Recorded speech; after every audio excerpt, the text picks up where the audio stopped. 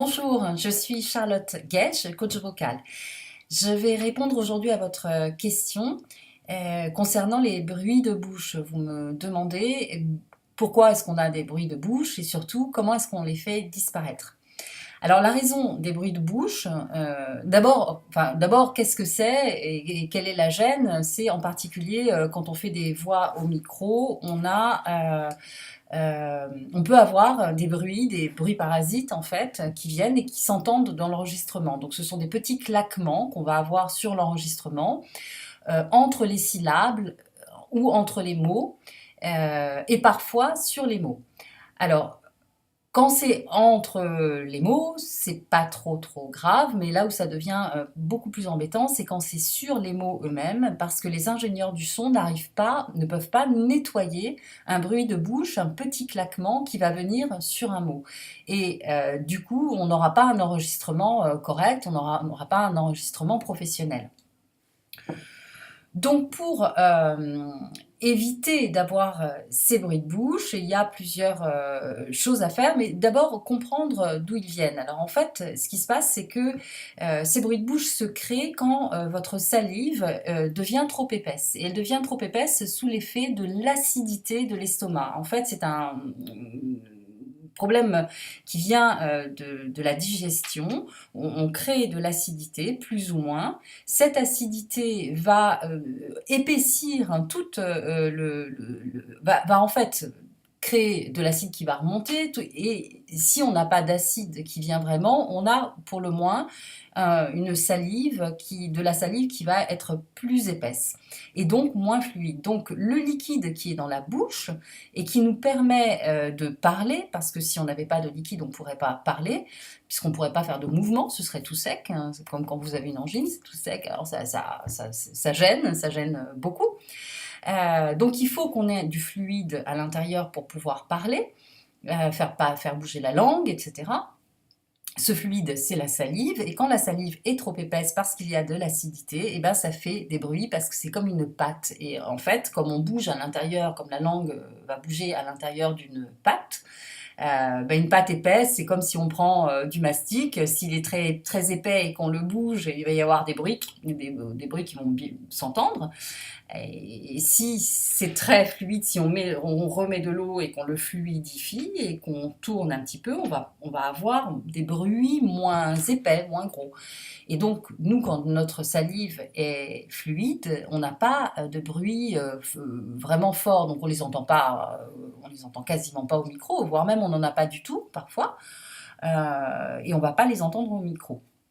Et c'est ce qu'on va rechercher quand on va faire une voix off ou un enregistrement de voix, même si c'est pas une voix off, un enregistrement au micro, même si c'est au théâtre et qu'on est en train de parler en voix off pour une scène, il vaut mieux avoir quand même une certaine fluidité. D'ailleurs, en parlant de fluidité, la parole est plus facile à émettre parce qu'elle est plus fluide. Vous allez avoir une sensation de plus de fluidité quand vous parlez, que votre salive est bien liquide, que quand elle est épaisse, on a cette impression de bouche pâteuse, par exemple, et où là, ça devient compliqué de faire le mouvement de la parole. On sent qu'il est un petit peu ralenti, on sent qu'il y a une forme de gêne. Mais sans avoir la bouche pâteuse, on peut être entre deux, c'est-à-dire on ne sent pas vraiment une bouche très pâteuse, mais on a quand même une salive relativement épaisse, et donc du coup, il y a des bruits de bouche. Donc ça, c'est la raison du problème. La solution, c'est d'éviter l'acidité, c'est-à-dire d'éviter de faire en sorte, d'éviter d'avoir trop d'acidité qui va créer donc une salive épaisse. Comment est-ce qu'on fait pour avoir moins d'acidité? On soigne en fait par ce que l'on ingurgite, parce que l'acidité vient de l'estomac et retombe au-delà du fait d'épaissir la salive. En plus, on peut avoir du reflux qui retombe sur les cordes vocales. C'est un autre sujet. Enfin, ça peut être ennuyeux aussi. Donc restons-en simplement au bruit de bouche, à une salive épaisse. Il faut donc ingurgiter des aliments et des liquides qui ne sont pas acides. Quels sont les aliments et les liquides qui sont acides? Alors, je vais vous en donner quelques-uns, mais vous pouvez trouver sur Internet, vous regardez reflux gastrique, vous allez, ou acidité, alimentation acide, ou alimentation alcaline, puisque l'idéal c'est d'avoir une alimentation alcaline, de manière à donc ne pas avoir trop d'acidité. Dans les liquides, on trouve de l'acidité en particulier dans le café et dans les boissons gazeuses. Les boissons gazeuses hydratent, ça crée de l'acidité. Le café, lui, il déshydrate. C'est-à-dire qu'en plus de l'acidité, comme il y a une déshydratation, la salive va être encore plus épaisse puisqu'il y a moins d'hydratation, il y a moins d'eau dans votre salive, dans votre bouche, il y a moins d'eau. On le sent d'ailleurs quand on boit un café et qu'on sent une certaine forme de sécheresse en fait dans la bouche. Donc le café est un grand ennemi, le thé est un ennemi aussi, les boissons gazeuses et tous les jus de fruits acides. Alors le jus de fruits le plus acide, c'est le jus d'orange. Les jus de fruits rouges et les agrumes, donc jus d'orange, jus de pamplemousse. Mais on écarte le citron, parce que le citron, même si c'est un agrume et même s'il a de l'acidité, les réactions chimiques font que lorsqu'il est dans l'estomac, il devient alcalin. Donc ça soigne plutôt qu'autre chose. Donc le jus de citron, vous pouvez l'utiliser. Peut-être pas, enfin pas pur, hein, mélangé avec de l'eau tiède, c'est bien, par exemple, ou de l'eau, hein, tout simplement. Moi, il m'arrivait d'avoir ma bouteille d'eau avec du jus de citron dedans quand j'étais en séance.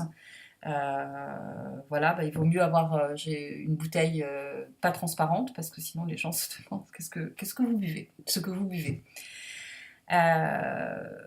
Donc ça, c'est pour les liquides. Pour les aliments solides, ce qui est acide, ce sont les viandes rouges, ce sont certains légumes comme les tomates. Là, je vous invite à aller faire le tri en regardant sur Internet les listes des aliments acides et des aliments alcalins. Il y a vraiment des listes maintenant, donc vous pouvez... Donc on sait par exemple que les tomates sont très acides, elles vont amener de l'acidité. Évitez les tomates. Qu'est-ce que vous pouvez utiliser quand vous avez besoin d'avoir une salive plus fluide et moins d'acidité? Vous pouvez utiliser le citron et la pomme. La pomme, on sait que ça a un effet vraiment fluidificateur des muqueuses, de la salive.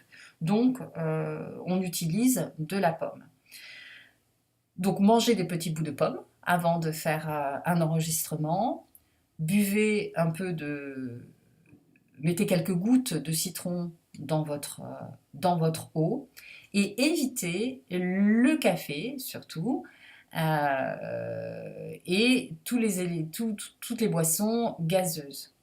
Ce que vous pouvez faire aussi, bien sûr, simplement, même si vous n'avez pas ni de citron ni de pomme, c'est boire un petit peu d'eau. C'est-à-dire quand vous faites une voix, buvez des petites gorgées d'eau, parce que si votre bouche, si votre salive n'est pas suffisamment fluide, le fait de redonner un petit peu d'eau va refluidifier un petit peu. Donc de l'eau simple, des petites gouttes d'eau simple, si vous en avez avec quelques gouttes de citron dedans, sinon des petits morceaux de pommes que vous pouvez éventuellement mettre dans votre sac et puis les sortir, prendre un petit bout comme ça quand il y a un entre-deux ou qu'un ingénieur du son est en train de faire quelque chose, ça va redonner de la fluidité. Il y a aussi un autre truc qui est pas mal, c'est le réglisse. Le réglisse ou l'anis, ce sont deux aliments qui calment bien l'acidité. Donc vous pouvez, avant une séance, Prendre de la réglisse. Alors de la réglisse naturelle, parce que si vous prenez un bonbon par exemple à la réglisse qui est fait uniquement d'arômes à la réglisse, ça servira à rien, puisqu'en fait c'est du sucre. Et le sucre, ça va plutôt épaissir. Bon, le sucre, c'est pas bon non plus, vous le verrez en regardant des listes. Mais voilà, des bonbons à la réglisse, si c'est de la vraie réglisse, hein. Les cachous, par exemple, pour ne pas faire de publicité, c'est pas mal. Voilà, je pense que j'ai répondu quand même. Bien évidemment, vous avez peut-être des questions et des choses auxquelles je n'ai pas pensé. Donc, vous pouvez me joindre sur mon mail, soit par mail, soit par téléphone, charlottegage14@gmail.com ou sur mon téléphone 06 64 95 11 12 06 64 95 11 12. Je vous souhaite une bonne journée. À bientôt.